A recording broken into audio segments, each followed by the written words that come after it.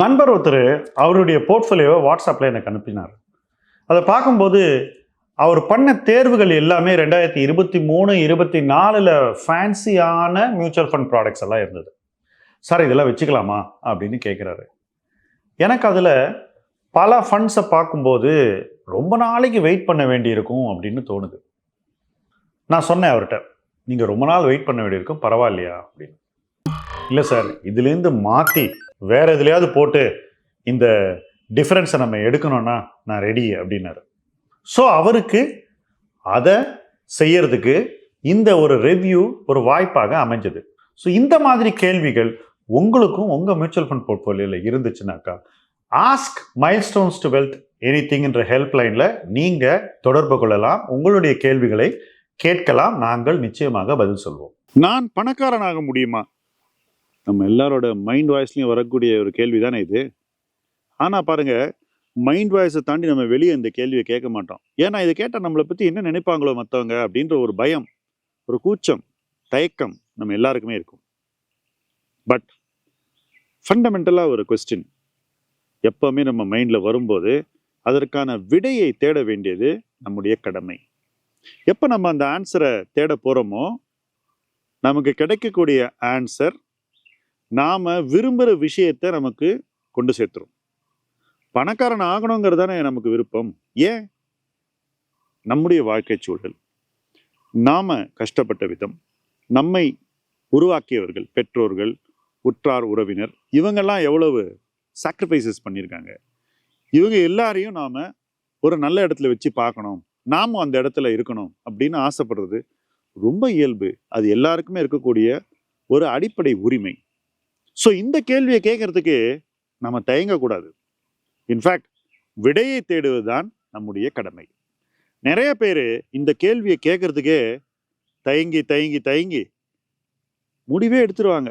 நம்மெல்லாம் இவ்வளோதாம்மா, நமக்கெல்லாம் நினச்சி பார்த்தா கூட இதெல்லாம் கிடைக்காது, இப்படியெல்லாம் சொல்லுவாங்க. ஏன் தெரியுமா? ஒழுங்காக யோசிக்காதனால தான், அவங்களால முடியாதனால இல்லை. ஒரு சின்ன உதாரணம் சொல்கிறேன். உங்களால் ஒரு சில ஆண்டுகளில் 1 லட்சம் ரூபாயை சேவ் பண்ண முடியுமா? முடியல. சரி, சேவ் பண்ணிட்டீங்க. அதுக்கப்புறம் ரொம்ப நாளைக்கு அது சரியான ஒரு இடத்துல இன்வெஸ்ட் பண்ணிட்டு தொடாமல் அப்படியே விட முடியுமா? அதுவும் முடியல.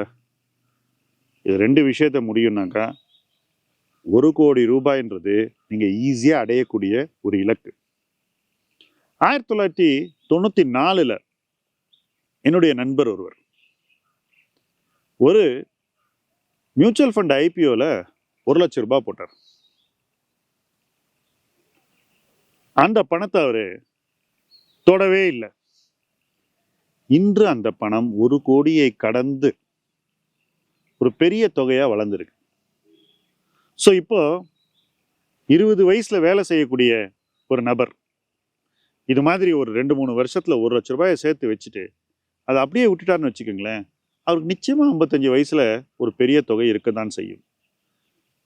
நான் சொன்னது 1 லட்சத்திலிருந்து 1 கோடிக்கான அந்த 100 மடங்கு வளர்ச்சிக்கான ஒரு வாய்ப்பு. இப்போ இதே விஷயத்த அடுத்த லெவலுக்கு கொண்டு போவோம். இதே கேள்வியை ஒரு நெக்ஸ்ட் லெவல் கொஸ்டின் ஆக்கும். எல்லாரும் ஒத்துக்கிட்டீங்கல்ல, 1 லட்சம் அப்படின்றத ஒரு சில ஆண்டுகள்ல உங்களால சேவ் பண்ண முடியும். அதை ஏத்துக்கிறீங்கல்ல? இந்த ஒரு சில ஆண்டுகள் முடிஞ்ச பிறகு இந்த 1 லட்சத்தை சேர்த்து நீங்க வச்சுட்டீங்க. அடுத்து என்ன செய்ய போறீங்க?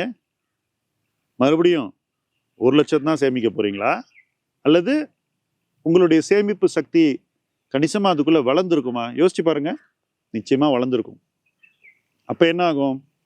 இப்ப நான் 1 லட்சம் சேமிக்க போறதில்ல, 5 லட்சம் சேமிக்க போறேன்னு நீங்க முடிவு பண்ண போறீங்க. இன்ஃபேக்ட் உங்க வருமான வளர்ச்சினாலையும் சேமிப்பும் சக்தி வளர்ந்ததாலையும் நீங்க இந்த 1 லட்சத்தை சேமிக்க எடுத்த அதே நேரத்தில் உங்களால 5 லட்சத்தை கூட சேமிக்க முடியும். இப்ப இந்த 5 லட்சத்தை நீங்க மறுபடியும் சரியான இடத்துல இன்வெஸ்ட் பண்ணிட்டு அப்படியே விட்டுறீங்க. 1 லட்சமே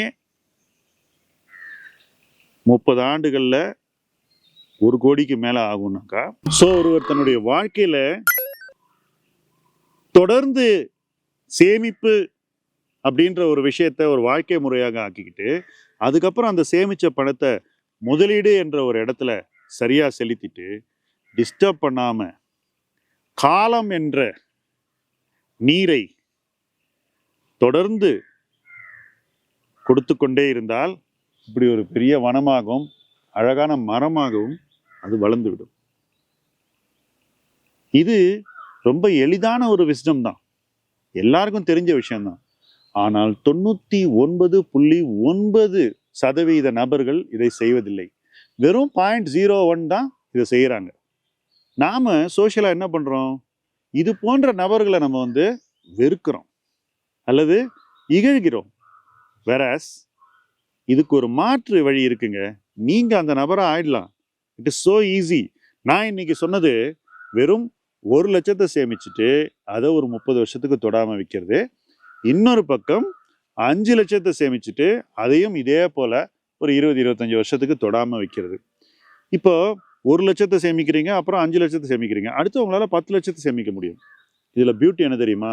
நீங்க சேமிக்கக்கூடிய தொகை அதிகரிக்க அதிகரிக்க நீங்கள் பெரும் உயரத்தை தொட வேண்டிய நேரம் குறைந்து கொண்டே வரும். 1 லட்சத்துக்கு 30 வருஷம்னா 5 லட்சத்துக்கு அதை விட கணிசமான குறைவான நேரம் தான் உங்களுக்கு தேவை. அடுத்து நீங்க 10 லட்சத்துக்கு இன்னும் குறைவான நேரத்திலேயே ஒரு நல்ல இலக்கை அடைந்து விடலாம். இப்படி ஒரு packet of savings, 1 lakh packet, 5 lakh packet, 10 lakh packet அப்படின்னு ஒரு பேக்கெட்டா நீங்க சேமிச்சு இன்வெஸ்ட் பண்ணி இந்த பேக்கெட்டை அப்படியே வச்சுட்டீங்கன்னு வச்சுக்கோங்களேன், அது என்ன ஆகும்? வளர்ந்துரும். இதே நீங்க பேக்கெட்டா பணமா லாக்கர்ல வச்சா அப்படியே இருக்கும். ஆனா அதுதான் magic of compounding. Albert Einstein கூட அதை 8th wonder of the world அப்படின்னு சொன்னாரு. ஏன்னா நீங்க இந்த சேமிப்பை முதலீடாக பொருளாதாரம் சார்ந்து செலுத்துறீங்க. பொருளாதாரம் வளரும் போது இந்த பணமும் வளர்கிறது. எப்படி வளர்கிறது? பணவீக்கமும் ஒரு பக்கம் வளர்ந்தாலும் அதை விட அதிகமாக இந்த பணம் வளர்கிறது. உங்கள் வாங்கும் சக்தி ஒவ்வொரு வருஷமும் பணவீக்கத்தை விட அதிகமா வளரும் போது என்ன ஆகுது? நீங்க ஒரு பணக்காரராக நிச்சயமா மாற போறீங்க. இந்த மாற்றம் தான் நீங்க ஆரம்ப கட்டத்துல உங்க மைண்ட் வாஷ்ல பயத்தோடு கேட்கக்கூடிய ஒரு கேள்வி. நான் அந்த கேள்வியை இன்னைக்கு உடைச்சி வெளியில கேட்டேன். வெளியில கேட்கும்போது என்னாச்சு? சில சிம்பிள் ஆன்சர்ஸை நான் தேட ட்ரை பண்ணேன். இந்த சிம்பிள் ஆன்சர்ஸுக்கே இந்த ரிசல்ட் கிடைக்கும்னா இதை விட பெட்டர் கேள்விகளை கேட்டு பெட்டர் ஆன்சர்ஸை தேடுறவங்க எந்த உயரத்தை அடைவார்கள் அப்படிங்கிறத நீங்க யோசிக்கணும். யோசிச்சா போறாதுங்க. அப்படி மாறக்கூடிய ஒரு நபராக நீங்கள் இருக்க வேண்டும் அப்படின்னு நிச்சயமா நீங்க விரும்பணும். ஏன்னா எண்ணம் தான் உங்களை அந்த இடத்துக்கு கொண்டு செல்லும். எண்ணம் இருந்தாதான் அது வாழ்க்கையாக மாறும். எண்ணமே வாழ்க்கை. ஸோ நீங்க இந்த தாட் ப்ராசஸ்க்கு வந்தீங்கன்னா நிச்சயமா நீங்க பணக்காரன் ஆயிடுவீங்க. நானும் பணக்காரன் ஆக முடியுமா, நான் பணக்காரன் ஆக முடியுமா என்ற கேள்விக்கான விடை ரொம்ப எளிது. அது உங்கள் செயல்பாட்டில் உள்ளது. துவங்குங்கள். உங்கள் செயல்பாட்டை அந்த டைரக்ஷன் நீங்க செலுத்தினீங்கன்னா நிச்சயமா நீங்க பணக்காரன் ஆகலாம். அதுல டவுட்டே கிடையாது. நீங்கள் எங்கிருந்து வருகிறீர்கள் என்பது முக்கியம் இல்ல, எதுவரை போக விரும்புகிறீர்கள் என்பதுதான் முக்கியம். இலக்கை நீங்கள் உயர்த்தி கொண்டே போக வேண்டும் என்பது இதுல சிம்பிள் சீக்ரெட். ஒரு சின்ன இலக்கை அடைஞ்சிட்டு சந்தோஷப்பட்டுறாதீங்க. அடுத்த இலக்கு என்னன்னு ஃபோக்கஸ் பண்ணுங்க. இப்படி படிப்படியா வளர்ந்தீங்கன்னா நீங்க பணக்காரன் ஆக மாட்டீங்க, பெரும் பணக்காரர் ஆகுவீர்கள். அதற்கான பொருளாதார வாய்ப்பு உங்க முன்னாடி இருக்கு. அதை ஏன் மிஸ் பண்ணணும்? இதுதான் இந்த களத்துல நாம கேட்கிற கேள்வி. இந்த கேள்விக்கான விடையை தேடி தொடர்ந்து பயணிப்போம். முதலீட்டு களம் உங்கள் களம். நன்றி.